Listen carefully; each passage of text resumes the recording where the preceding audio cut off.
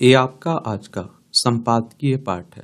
देखिए, संपादकीय पाठ एडिटोरियल आपको प्रारंभिक परीक्षा, मुख्य परीक्षा में जब आंसर राइटिंग करते हैं, निबंध लिखते हैं और इंटरव्यू, हर जगह मदद पहुंचाता है। यहाँ से एक सामान्य जानकारी भी आप लोगों को मिल जाती है। तो इस तरह के आर्टिकल आप लोग जरूर पढ़ा करिएगा। अब देखिए, डोनाल्ड ट्रंप अमेरिका के राष्ट्रपति का चुनाव जीत चुके हैं और अब वो 47वें राष्ट्रपति होंगे।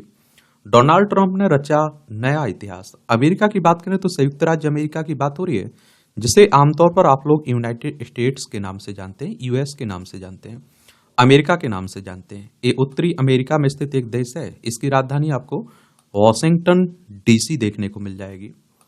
और कमला हैरिस को ये चुनाव हराकर जीते हैं, ये भी याद रखिएगा। अमेरिकी राष्ट्रपति चुनाव में डोनाल्ड ट्रंप की जोरदार ऐतिहासिक जीत बहुत कुछ कहती है। यह दर्शाती है कि चुनाव में जिस कांटे की टक्कर का अनुमान लगाया गया, वैसा असल में कुछ नहीं था। ट्रंप ने 2020 के अपने प्रदर्शन को और बेहतर बनाया, जबकि डेमोक्रेट उम्मीदवार एवं उपराष्ट्रपति कमला हैरिस पिछले चुनाव में बाइडेन के प्रदर्शन की बराबरी भी नहीं कर पाई है।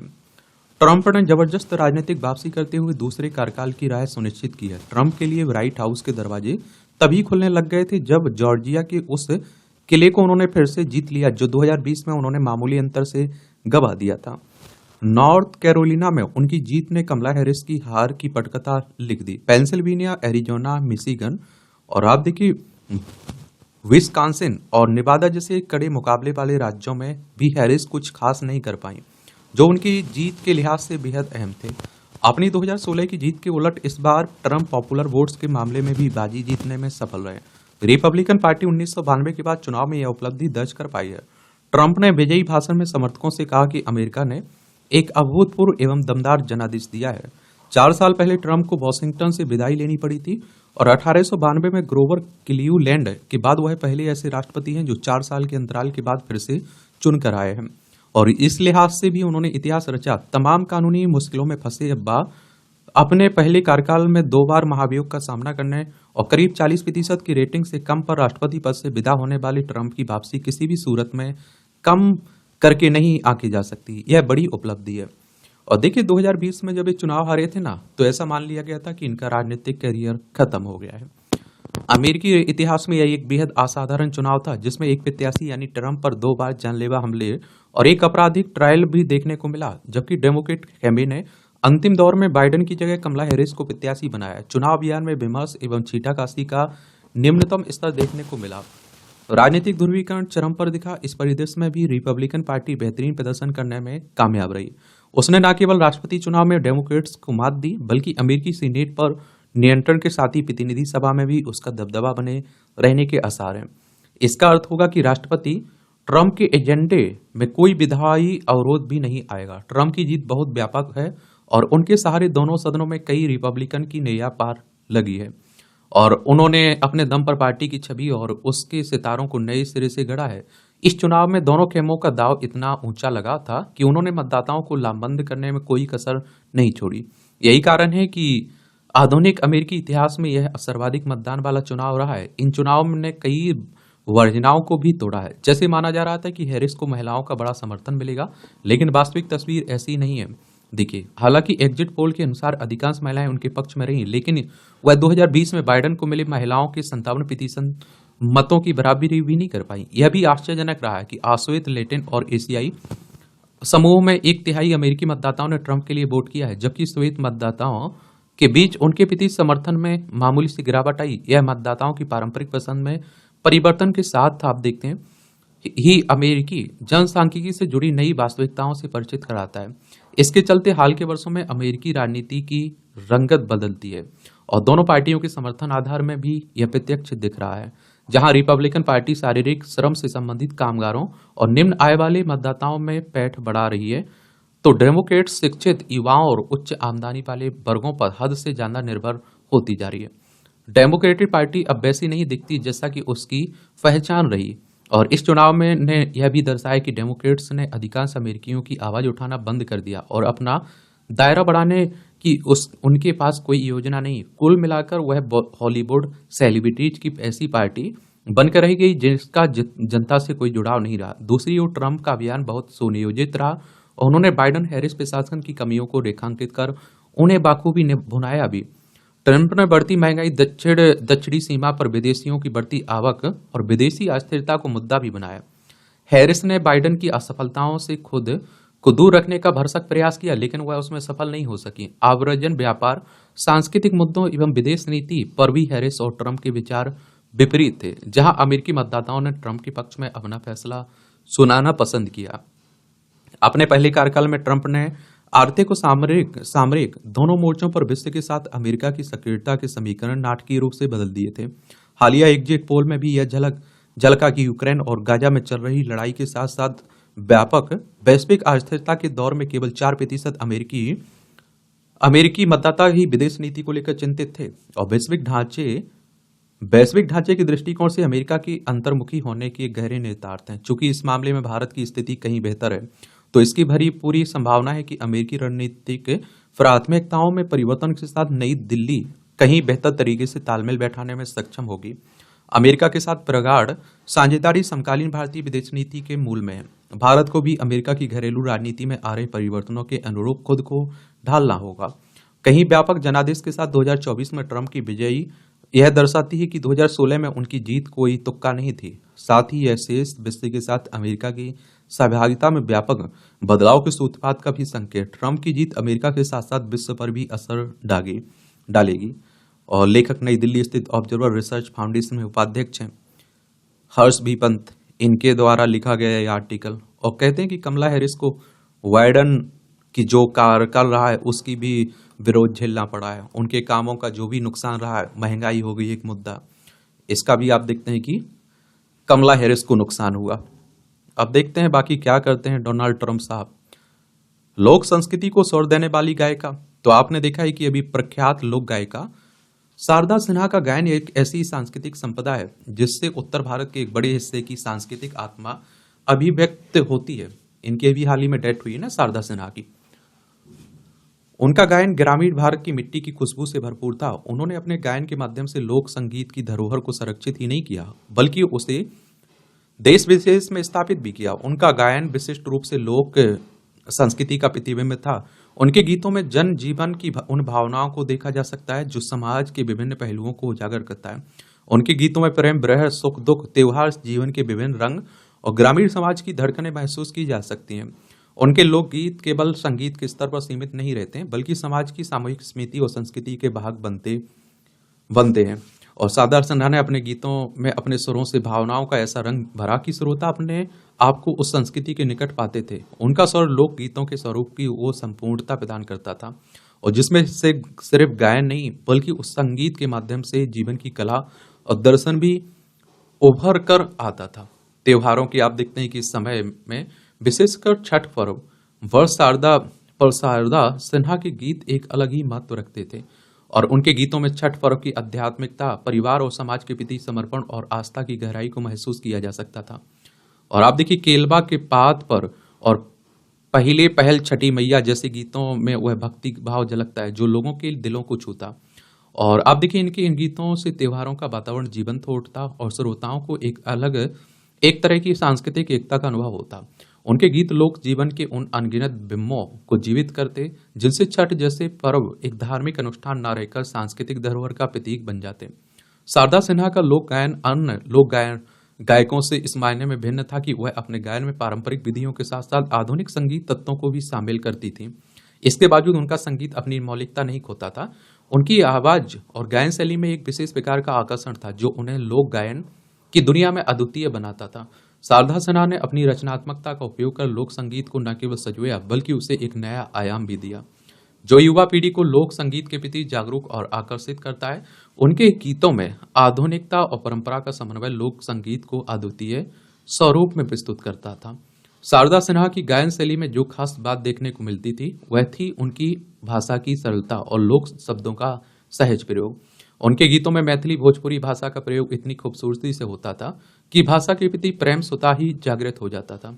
वह अपने गीतों के माध्यम से समाज के हर वर्ग से जुड़ जाती थी क्योंकि उनके गीतों में लोक जीवन के हर व्यक्ति की भावना को आवाज दी गई होती। वह शब्दों को इतने मार्मिक और सजीव रूप में प्रस्तुत करती थी कि श्रोता उस संगीत में डूबकर खुद को उन भावनाओं के बीच महसूस करने लगते थे। उनके गायन में भाषा, संस्कृति और समाज के बीच का ऐसा जीवंत पुल बनता था जो दिलों को जोड़ता था।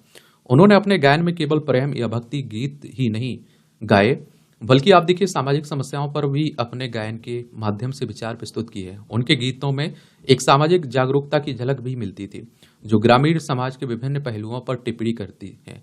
चाहे वह सामाजिक बंधनों का मामला हो या महिलाओं की स्थिति का हो, उनके गीतों में इन मुद्दों का संवेदनशील चित्रण देखने को मिलता था।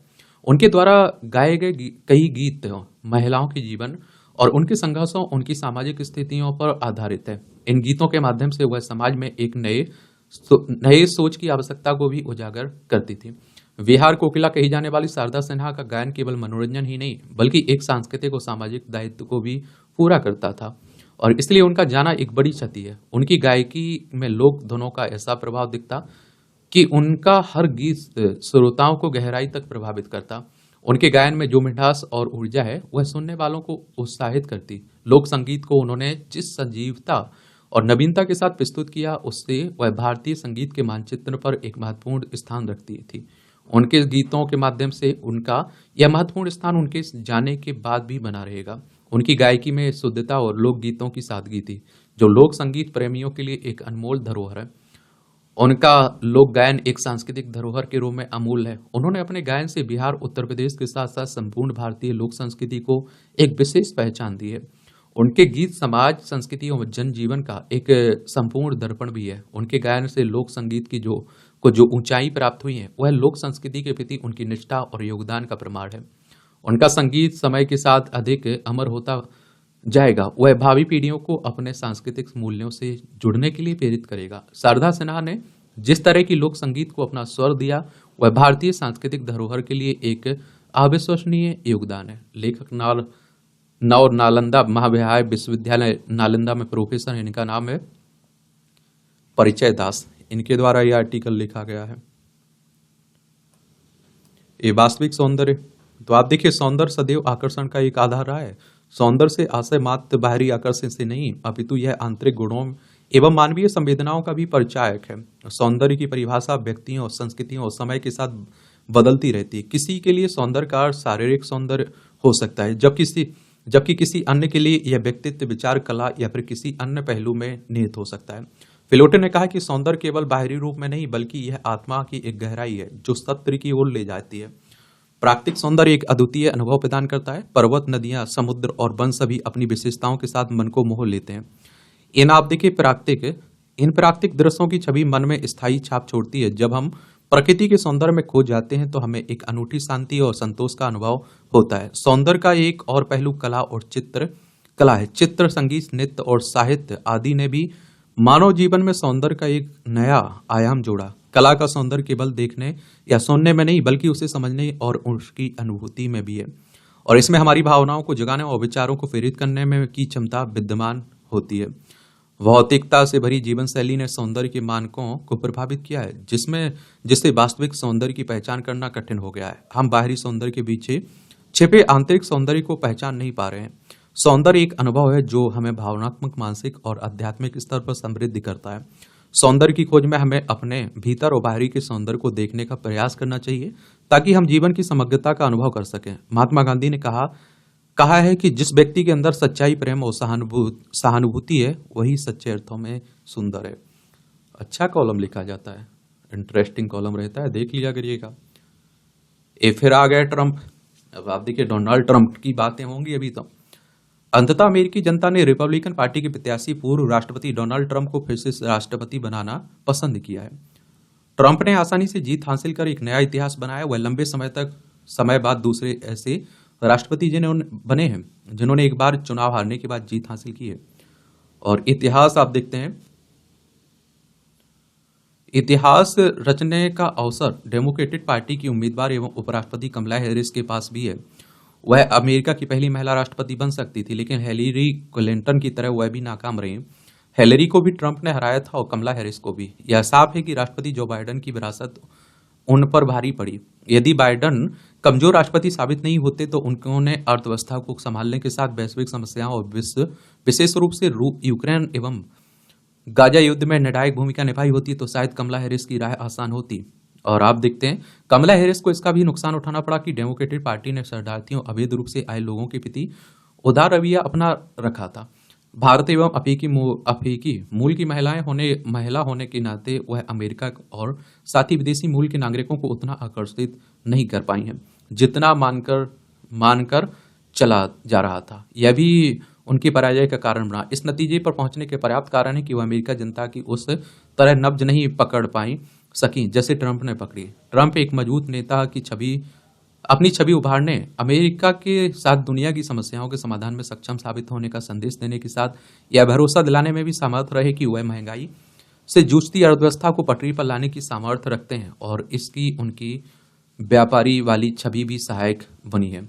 चूंकि रिपब्लिकन पार्टी का अमेरिकी संसद के दोनों सदनों में बहुमत होगा, इसलिए यह तय है कि ट्रंप अपनी मनमाफिक खुलकर काम करेंगे, लेकिन इसकी अनदेखी नहीं की जा सकती है कि वह अप्रत्याशित फैसले करने वाले बड़बोले नेता हैं। वह किस मामले पर क्या कहे और क्या कर दें, इसका ठिकाना नहीं है। वह जलवायु परिवर्तन की समस्या नहीं मानते, अमेरिका के आर्थिक हितों के आगे वैश्विक हितों की परवाह नहीं करते हैं। वैसे उनके पहले कार्यकाल में विश्व अपेक्षाकृत स्थिर था और इसमें उनका भी योगदान था। ट्रंप का राष्ट्रपति बनना भारतीय हितों के लिए अच्छा माना जा रहा है। इसके पीछे कुछ ठोस कारण है। पिछले कार्यकाल में वह भारत के मित्र के रूप में हुए थे, लेकिन इस सच्चाई से भी नहीं मोड़ा जा सकता है कि वह भारत की उच्च आयात शुल्क दर की शिकायत करते रहे। उन्हें यह भी रास नहीं आया कि दोनों देशों के बीच व्यापार का पड़ला भारत के पक्ष में झुका है। भारत को व्यापार नीति के साथ H-1B वीजा पर भी उनके रवैये से भी सतर्क रहना होगा। बहुत सारे लोग भारतीय रहते हैं ना अमेरिका में, तो उन्हीं की बात हो रही है। तो देखते हैं बाकी क्या होता है। और वो देखते हैं ना, एक सिक्के के दो पहलू होते हैं, उसी तरह से ये भी है कि कुछ इनके आने के फायदे भी हैं, कुछ नुकसान भी, हमारे लिए चिंताएं भी हैं। पशुओं की चिकित्सा, तो उत्तर प्रदेश में चिकित्सा की शिक्षा के क्षेत्र में कई महत्वपूर्ण कदम जरूर उठाए गए हैं, लेकिन पशुओं की चिकित्सा पर अब तक उतना ध्यान नहीं दिया जा सका जितना दिया जाना चाहिए था। विशेष तौर पर ग्रामीण क्षेत्रों में जो जानवरों के उपचार का अत्यंत ही बुरा हाल है। अब सरकार ने ग्रामीण क्षेत्रों में पशु चिकित्सा सेवाओं को मजबूत करने की दिशा में कदम बढ़ाए हैं, तो इस बात की संभावना बढ़ गई है कि निकट भविष्य में इस समस्या का समाधान देखने को मिलेगा।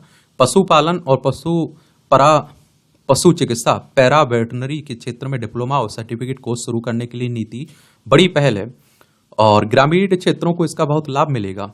और आप देखिए, पशुओं में कई तरह के रोग पाए जाते हैं जिनमें कुछ संक्रामक भी होते हैं और इससे मनुष्यों को भी खतरा उत्पन्न होने की शंका रहती है। इसके अलावा राज्य की सड़कों पर घूम रहे निराश्रित पशु भी बड़ी संख्या में दुर्घटनाओं में घायल हो जाते हैं और उपचार की व्यवस्था न होने से उनकी असमय मौत हो जाती है। पशु चाहे पालतू हो या फिर आप देखिए बेसहारा, उनके स्वास्थ्य की चिंता करना मानव समाज का धर्म है और उनके हर रोग के उपचार की व्यवस्था होनी चाहिए। लेकिन ग्रामीण क्षेत्र में अस्पतालों की कमी से जानवरों के होने वाले गला घोटू, थनैला, पीलिया, मुंहपका आदि रोगों का इलाज भी नहीं हो पाता है। इसके अतिरिक्त अस्पतालों में चिकित्सकों और उनके सहायकों की भी भारी कमी है। राज्य में 8,193 पशु चिकित्सक हैं और उस पर भी जानवरों के उपचार की जिम्मेदारी है। उन नई नीति में निजी क्षेत्र भी पशुपालन डिप्लोमा सर्टिफिकेट कोर्स संचालित कर सकेंगे, जिससे युवाओं को रोजगार के अवसर भी हासिल होंगे। हालांकि इससे साथ राज्य सरकार को पशु अस्पतालों में संसाधन भी जुटाने होंगे। कम से कम इतना तो होना ही चाहिए कि अस्पतालों में टीकाकरण, घाव की पट्टी, प्राथमिक उपचार की सुविधा अवश्य मिले। पशुओं को भी तो मैं कहता हूँ कि अधिकार मिलना चाहिए कि नहीं मिलना चाहिए? बिल्कुल मिलना चाहिए भाई। जलवायु परिवर्तन के बीच छठ का महत्व, तो आप देखिए ऐसे समय में जब दुनिया जलवायु परिवर्तन के बढ़ते खतरे से जूझ रही है, पुरातन परंपराओं पर गौर करना जरूरी हो गया है जो पर्यावरण के साथ हमारे विशिष्ट संबंध का साक्षी रहा है। इस संदर्भ में उत्तर भारत का एक प्रमुख लोक पर्व छठ पूजा प्रकृति और मानव जीवन के मजबूत और अन्योन्याश्रय संबंध का उदाहरण बनकर सामने आता है। छठ पूजा भारतीय सभ्यता में गहरी जड़ें जमा चुकी समृद्ध सांस्कृतिक विरासत को दर्शाने के साथ ही पारंपरिक प्रथाओं और जलवायु परिवर्तन से निपटने की जरूरतों के बीच तालमेल बैठाने का एक सुसंगत मॉडल भी प्रदान करती है। मानव केंद्रित पश्चात दर्शन की परंपरा प्रकृति में मौजूद हर चीज को मानव के उपभोग के लिए बनाई गई मानती है और इसके उलट भारतीय ज्ञान और चिंतन पर्यावरण को एक बहुत ही जीवंत प्रणाली के रूप में मानता रहा है। भारतीय दर्शन में पर्यावरण के साथ मनुष्य के सामंजस्यपूर्ण, सहअस्तित्व और मैत्रीपूर्ण संबंध को आवश्यक माना गया है। भारतीय समाज पौराणिक काल से ही उत्सव धर्मी रहा है, इसलिए त्योहारों और अनुष्ठानों में आमतौर पर पर्यावरण संरक्षण के संदेश निहित होते हैं।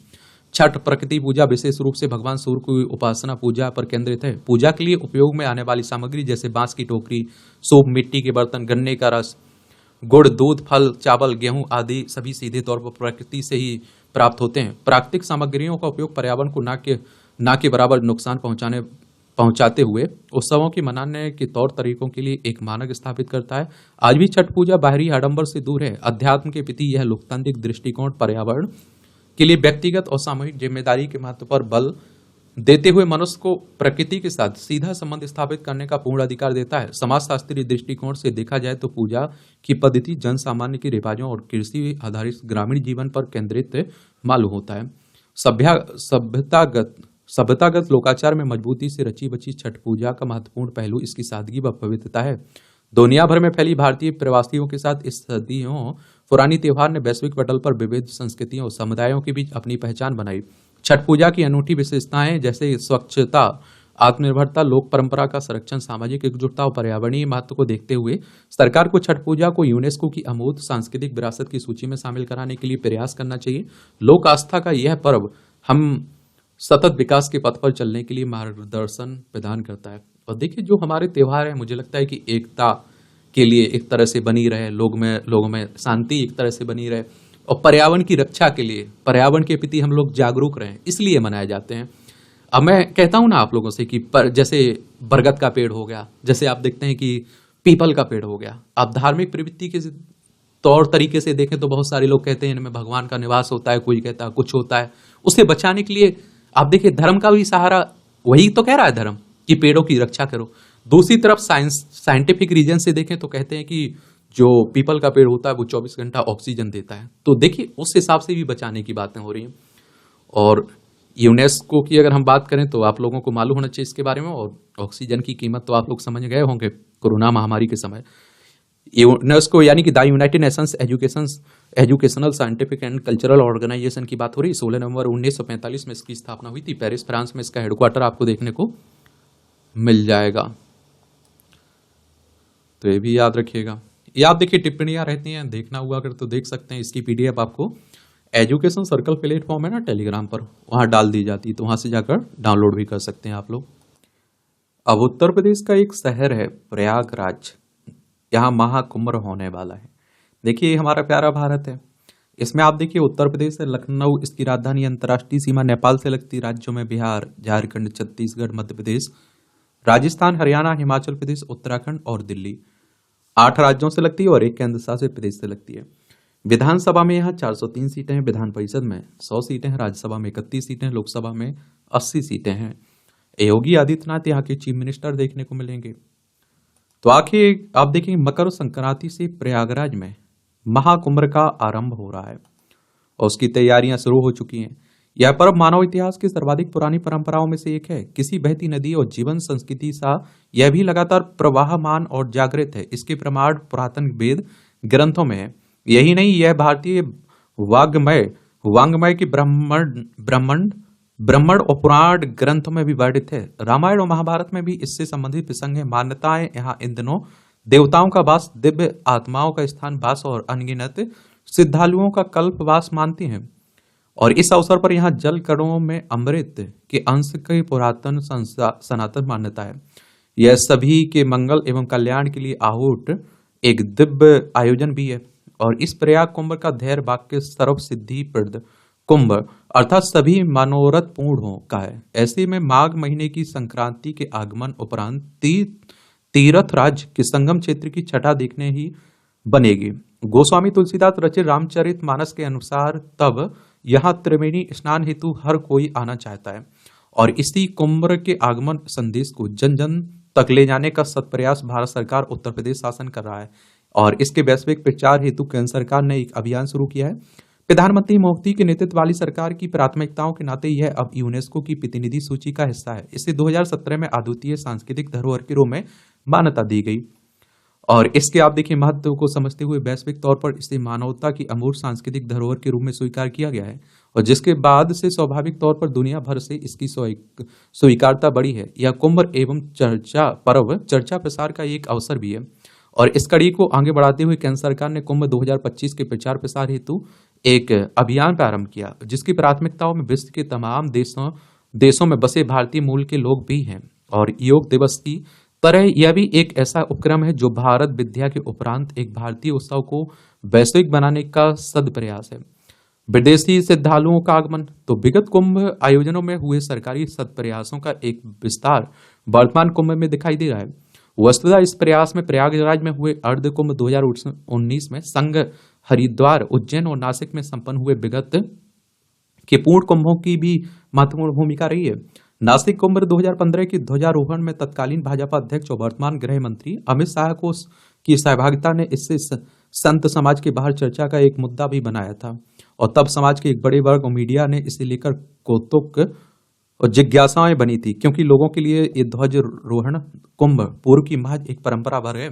वहीं सामान्यतः बड़े नेता कार्यक्रम पूर्व की तैयारी संबंधित गतिविधियों से स्वयं को दूर भी रखते हैं। उज्जैन कुंभ और हरिद्वार के कोरोना काल वाले 2021 के आयोजन में कई देशों के राजदूत खींचे चले आए थे।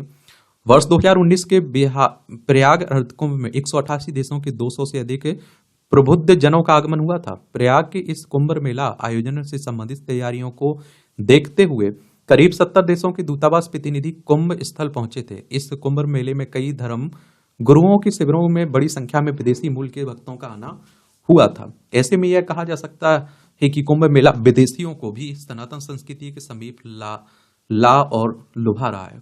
सेवा भावना को विस्तार।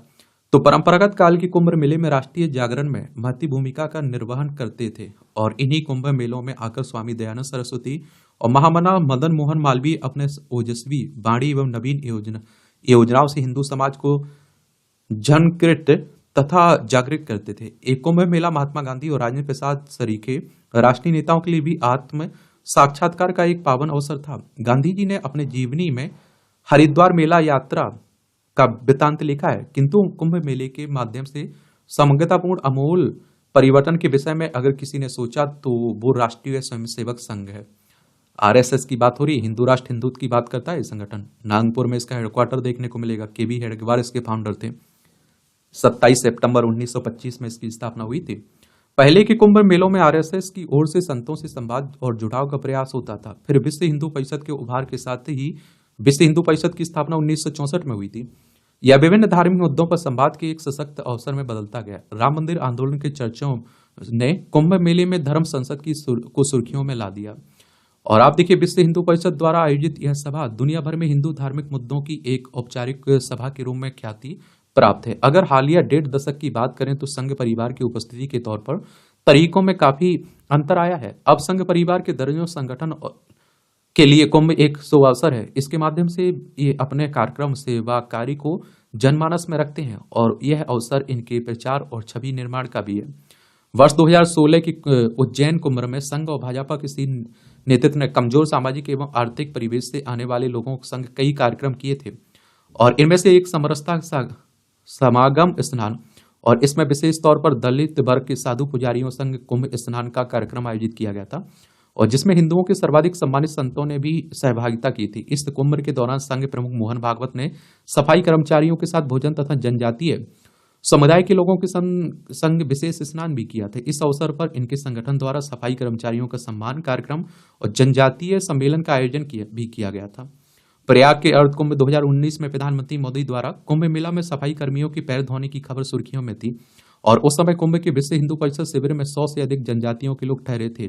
वनवासी कल्याण आश्रम और संस्कार भारती संगठन की प्राथमिकताओं में प्रथमता सुदूर दक्षिण और पूर्वोत्तर भारत के जनजातीय समुदाय के लोग थे। वस्तुतः इन इलाकों को छोड़कर देश के हर हिस्से से आदिवासी समुदाय के लोग बड़ी संख्या में कुंभ मेले आते रहे।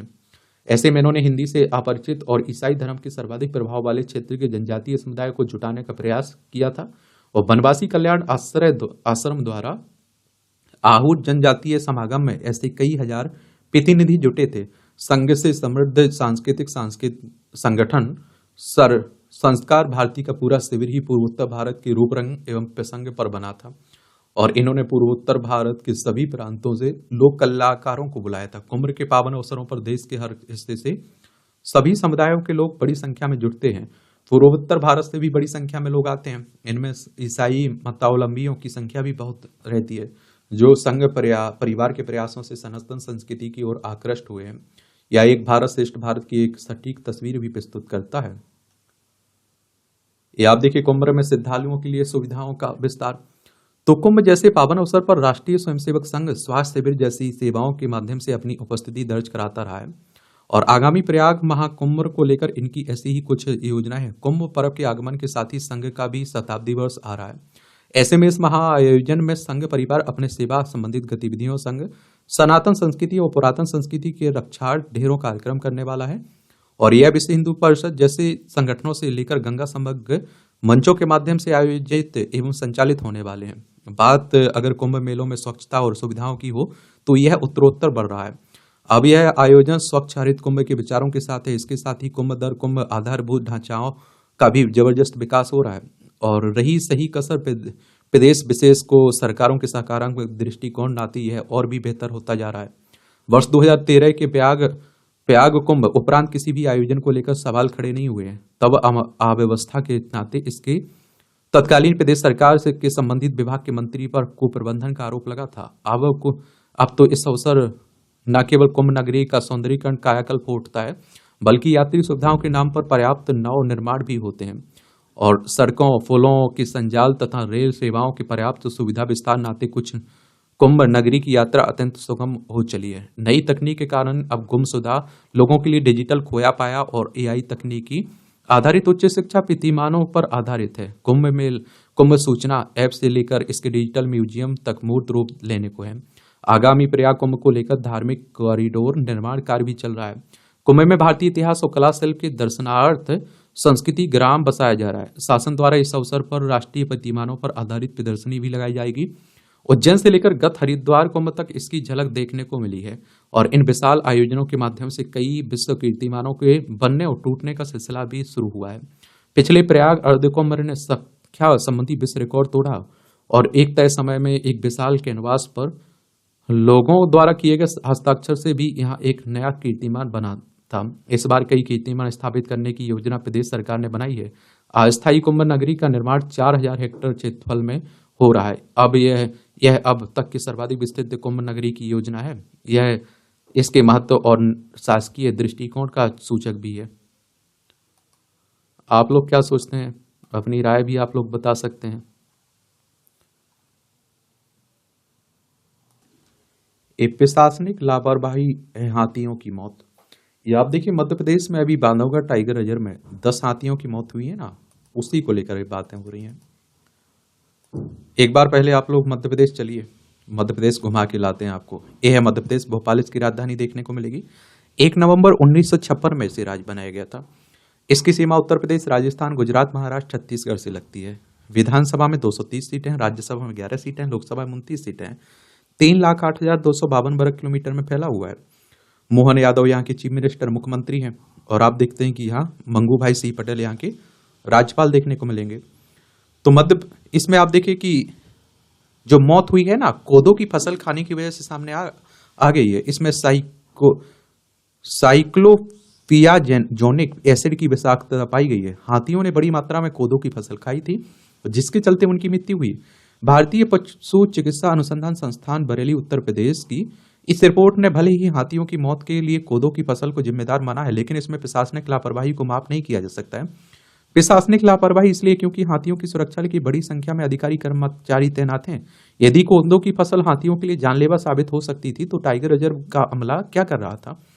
बांधवगढ़ टाइगर रिजर्व में लापरवाही का यह पहला मामला नहीं है। इससे पहले भी आप देखेंगे कि बाघों की बड़ी संख्या में मौत और अवैध शिकार के मामले में बांधवगढ़ का अन्य प्राणी प्रबंधन कटघरे में है।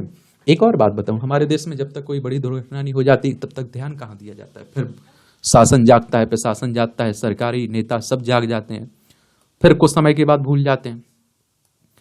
तो दरअसल यहाँ वन विभाग के अमले के अलावा कई एनजीओ भी हाथियों के संरक्षण जागरूकता के काम में लगे हुए हैं और इसलिए यह मुद्दा और भी गंभीर हो जाता है। आखिर हाथी रात भर खेतों में कोदो की फसल चरते रहे, किसी को भनक तक नहीं लगी। और प्रत्यक्षदर्शियों ने तो यह भी बताया कि जब उन्होंने हाथियों को बेहोश देखा तो वन विभाग को सूचना दी, लेकिन कर्मचारी देर से पहुंचे और अधिकारी तो तब पहुंचे जब हाथियों की सांसें टूट चुकी थी। इससे अंदाजा लगाया जा सकता है कि बीमार और मौत से जूझ रहे हाथियों के इलाज का वो कितनी देर बाद मिला होगा। अपर प्रधान मुख्य वन संरक्षक वन्य प्राणी एल कृष्णमूर्ति ने बताया कि मंगलवार को मृत हाथियों की बिसरा रैंपल की विषाक्तता रिपोर्ट RI से प्राप्त हुई है। रिपोर्ट के अनुसार मृत हाथियों के बिस्तरा में साइक्लोफियाजोनिक एसिड पाया गया और नमूनों में पाए गए एसिड की विषाक्तता की वास्तविक गणना और आगे की जा रही है। बांधवगढ़ में हाथियों की मौत में गैर जिम्मेदाराना का यह पहला विषय नहीं है।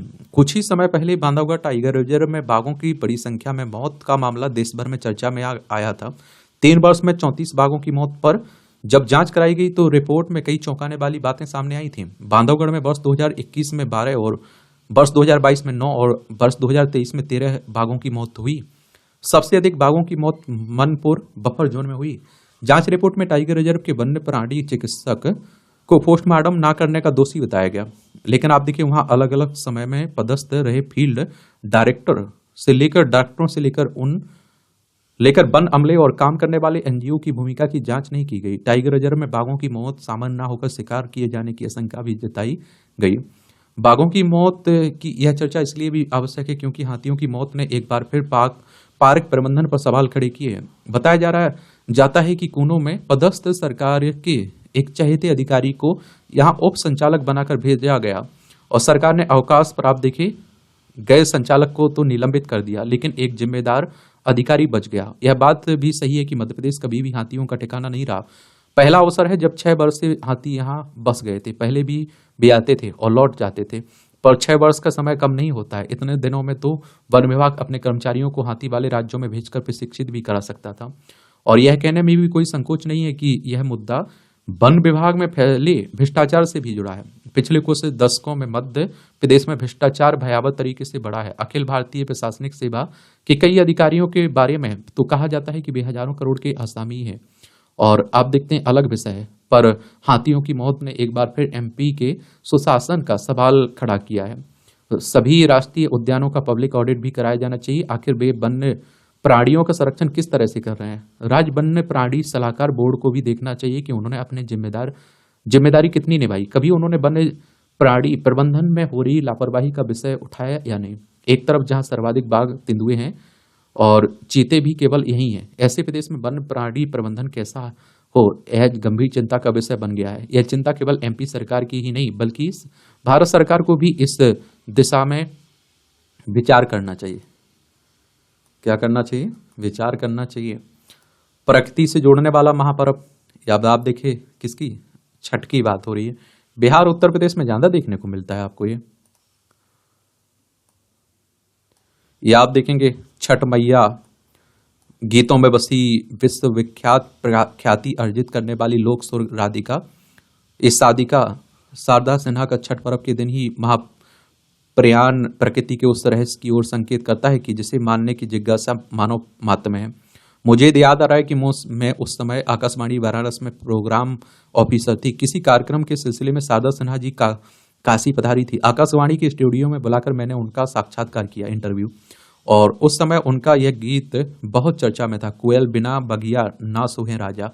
इस गीत के साथ ही उन्होंने छठ के उस गीत की भी पंक्तियां गुनगुनाई थी। कांच ही बांस के बहंगिया बहंगी लचकत जाए, कच्चे बांस की लचक जैसी स्वर लहरी आज भी कानों में वैसे ही गूंज रही है।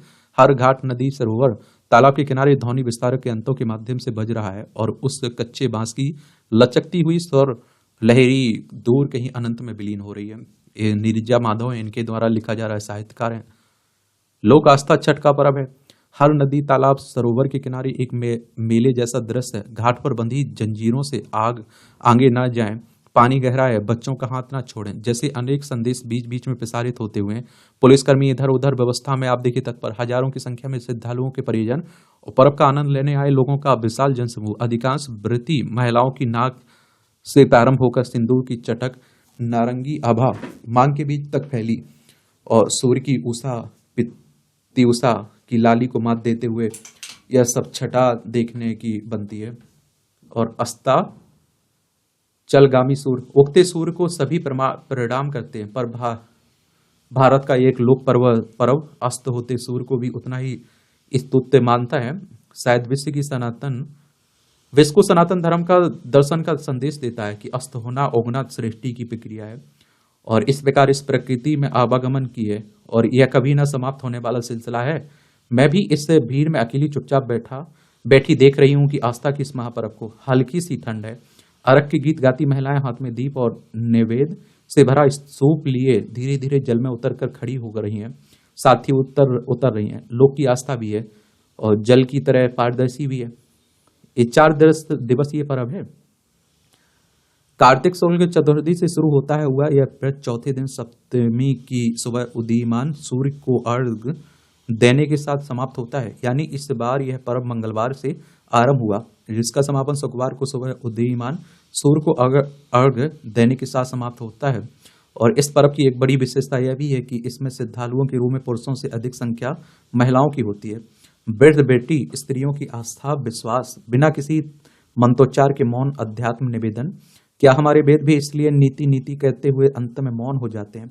मैं सोचने लगती हूँ कि किसी लौकिक या वैदिक के मंत्रोच्चार के बिना ही घुटनों भर जल में खड़े होकर अस्त होते हुए सूर्य को निहारते हुए अर्घ देना, छठी मैया के निमित्त धूप दीप निवेद्य के रूप में प्रकृति के विभिन्न फलों को अर्पित करना, गन्ने के मंडप के नीचे वेदी सजाकर प्रकृति के विराट स्वरूप के सम्मुख लोक का नतमस्तक होना, क्या यूं ही आकरण होगा?